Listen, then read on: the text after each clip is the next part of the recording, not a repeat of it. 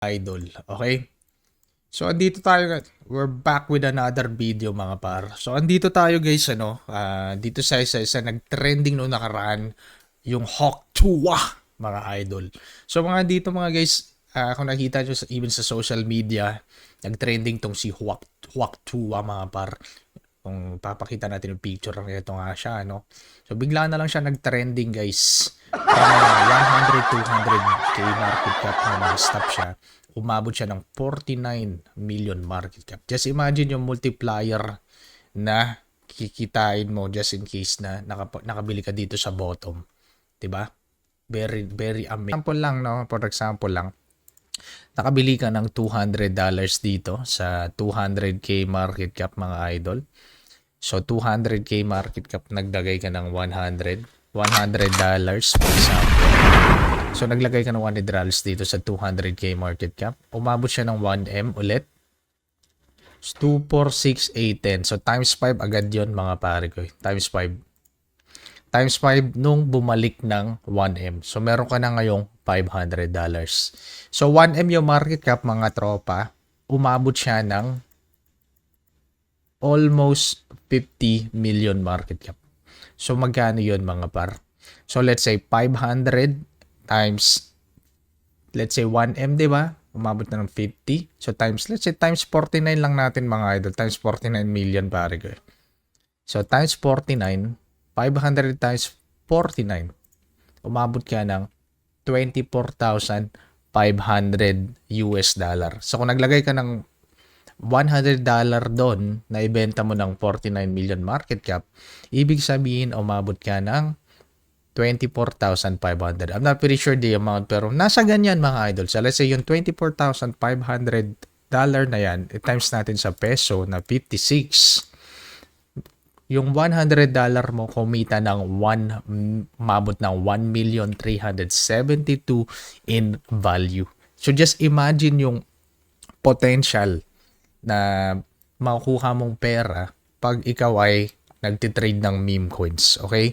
Again guys, pag titrade ng meme coins, merong mga risk yan. Hindi yan na 100% na nagtrade ka dito ay kikita ka. Madalas minsan na syempre, sabi nga nila, high risk, high reward. Okay? Pero syempre, hinahanap natin dito guys, ay ang pinofocus natin ay yung pagka-copy trade. Okay? So, paano maghanap ng profitable wallet na for example, na bumili dito tapos nagbenta ng mataas. Okay? So, yun yung goal natin.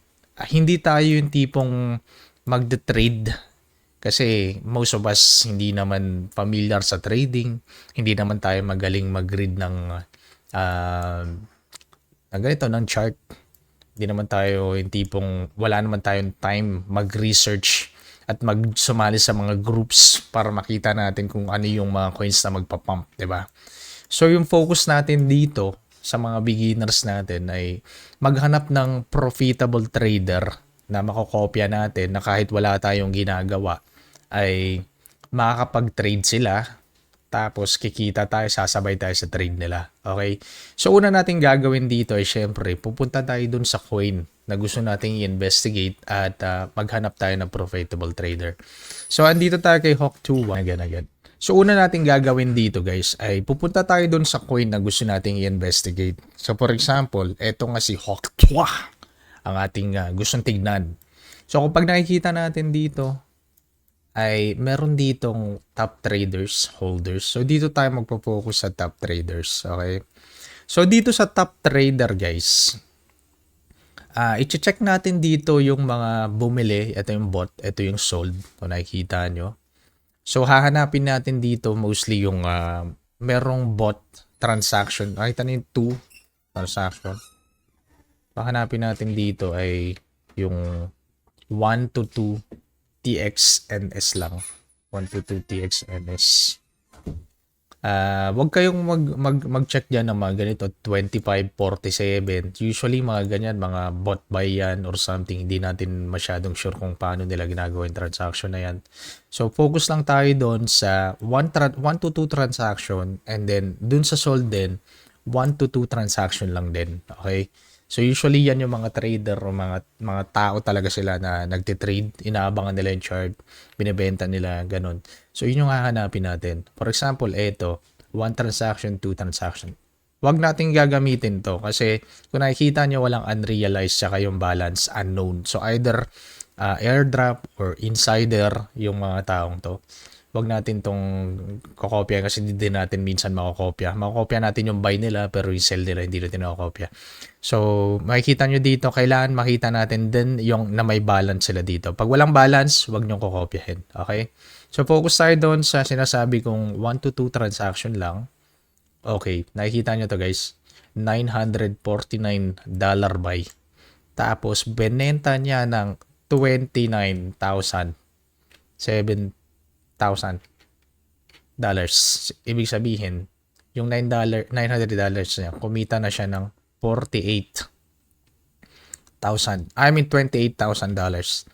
Tapos, meron pa siyang natitirang $44,000 in value ng token. Hindi pa niya binibenta. Kung nakikita nyo, 6.6M of 9.1M. So, it means meron pa siyang balance. So, yung binenta niya, konti lang ibinenta. So, makikita natin yung transaction nandito pare ko eh.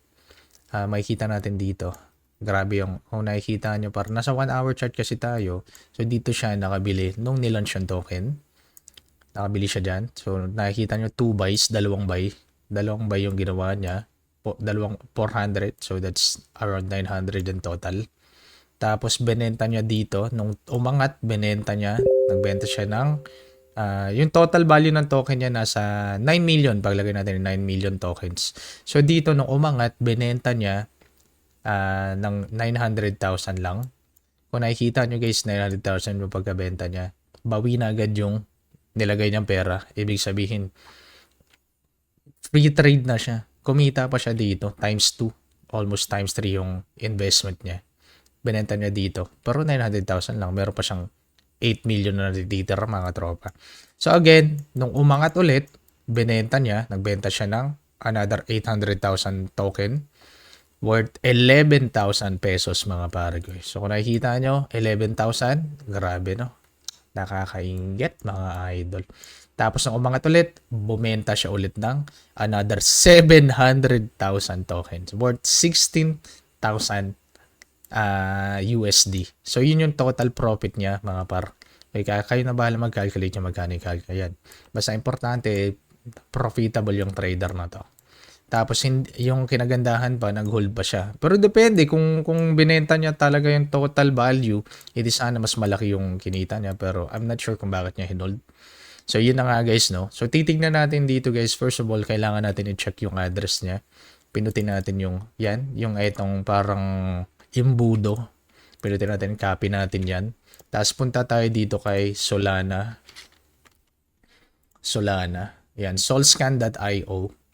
Ilagay mo lang dito yung address niya. solscan.io, tapos yung address, i-paste mo lang dyan.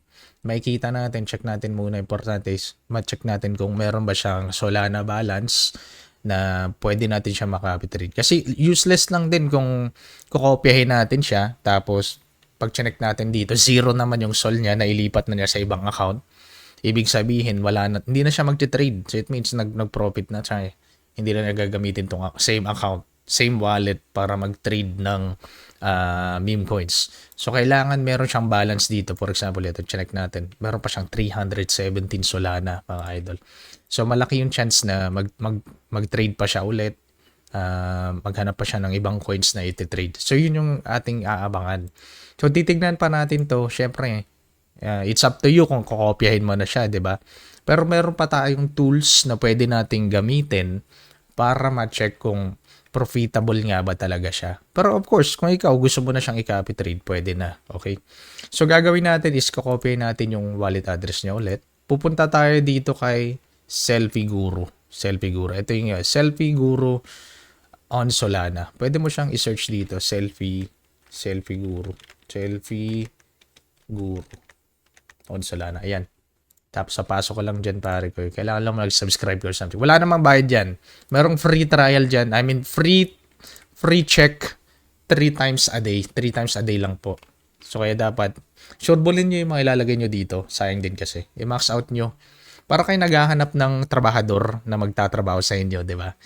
Kaya make sure na yung pipiliin nyo ay profitable. Pero syempre, hindi naman lahat profitable, guys. Kung profitable talaga sila, pwede mong kopyahin kung trip mo. So, kung nakikita natin, guys, napakaganda ng stats niya, no, kung para sa akin. Pero, hindi siya yung tipong trader na bili lang ng bili. Meron kasi mga ganun, buy lang ng buy, tapos hindi kumikita. Pero eto kung titignan nyo mga idol, meron siyang sale, meron siyang loss 50%. Pero meron siya ditong 27x mga par. 27x Hoktua. Yun yung 10 raid niya kanina, ano? Which is grabe yung kinita niya doon, which is nice. Meron din siyang bagong trade na Scrat 1.7x naman times 2. So makikita niyo yung stats niya dito, profit 286 Solana, ROI 229%, win rate 100% mga idol. So para sa akin, pwede ko siyang kopyahin, okay? I-observe ko lang siya kung pagiging profitable ba ako o hindi with small balance, ganon. Tapos kung medyo profitable talaga siya, edi tuloy-tuloy tataasan natin yung buy. Okay. Doon sa previous video natin, merong nagtanong doon na kung pwede daw bang yung pag-copy trade ay masi-set up kung magkano lang ibabay. Yes, pwede. So, pinutin pa dito ka na sa Solana Trading Bot. Kung hindi nyo pa alam to guys, I highly recommend na panoorin nyo yung unang video natin. Ilalagay ko din siya sa comment section. I mean, sa pin ko, video description. Sa video description ko siya ilalagay para makita nyo yung previous video natin. Kung paano mag-create ng account dito, kung paano maglagay ng deposit from exchange papunta dito, paano maglagay ng Solana balance, paano i-link doon. Ilalagay ko yung previous video natin kasi madaming natuto doon sa previous video natin. So kung dito ka na, may account ka na, di ba? Naka-account ka na. So pinutin mo lang to copy trade. Yan, copy trade. Yan, may kinokopya ka dito, which is okay naman siya, na profit naman. Guys, I highly recommend na pag meron kayo nakitang mga wallet na profitable ay wag niyo siyang i-share. Wag niyo i-share kung kanino kasi normally kasi pag madami yung nagka-copy trade diyan, malaki yung chance na pag nag-buy yung trader, madami sasabay na nakaka-copy trade. Malaki yung chance na mag-fail yung ibang transaction kasi nga flooded yung network. May chance na hindi pumasok yung trade mo o kaya basta madaming factors kasi guys. Mas maganda para sa akin na wag niyo i-share yung profitable wallet na nakita nyo. So ito lang naman kasi for sample lang naman, papakita ko sa iyo kung paano mag-trade. So pipindutin nyo na dito guys yung new. Ilalagay nyo dito first of all kung anong pagiging pangalan dito. Lucky Trader. Lagyan natin Lucky Trader pangalan. Tapos yung target wallet, ilalagay natin dito yung target wallet. Copy paste mo dito yung kinopya nating wallet, profitable wallet. Ito guys yung buy percentage. Ito yung kung ilang magkano lang yung Solana na gusto mong i-buy. So kung nakikita nyo dito, buy percentage 100%. Ibig sabihin, kung ano yung wallet mo dyan, 100% yung bibilin. Pero kung ikaw ay nag-check pa lang, hindi ka pa masyadong sanay, mas okay na pag buy percentage natin dito, 0.1 lang or 0.5 lang. So 0.1 lang muna yung ilalagay natin dyan. Buy percentage 0.1. Tapos dito sa gas fees, I highly recommend na sa gas fee nyo medyo taasan nyo ng 0.002 para mag-push through yung transaction nyo. Mas malaki yung chance na minsan yung slippage medyo mataas, nagpa-fluctuate yung price, kaya mas maganda 0.002 yung buy tsaka sell. Yung slippage naman guys, I highly recommend na taasan nyo to. Taasan nyo usually para make sure na pumasok talaga yung transaction nyo. Slippage 40%. Yan, 40%. Yung sell, depende sa inyo kung susundin nyo yung sell ng trader. Pero kung madami kang time magbantay, let's say nag-buy yung trader, gusto mong bantayan, pag tumaas, bibenta mo na agad, pwede mong to, ikaw na lang mag-manual sell. Okay? Pero para sa akin, auto-sell ko na lang. Para at least kahit tulog ako, magpo-proceed pa rin yung trade, depende dun sa trader. Okay? So pag okay na, i-add na lang natin yan guys. So added na siya. Kung nakikita nyo si Lucky Trade, naka-green na, ibig sabihin active na. Every time na mag-make ng trade yung trader, matic, sasabay yung trade ko. Okay? So kung gusto niyo siyang i-post, pwede siyang i-post pare ko.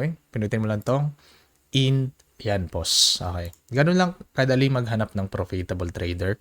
Pero syempre, make sure na mag-run kayo ng test. Yung tulad yung pinakita ko kanina. Pag feeling nyo okay na yung trader na yun, i-copy nyo na. Tapos kung small amount lang muna, pag profitable siya, edi continue mo. Pag wala, edi hanap ka ulit ng bago. Kasi madami naman dito guys, yung tinuro ko kanina.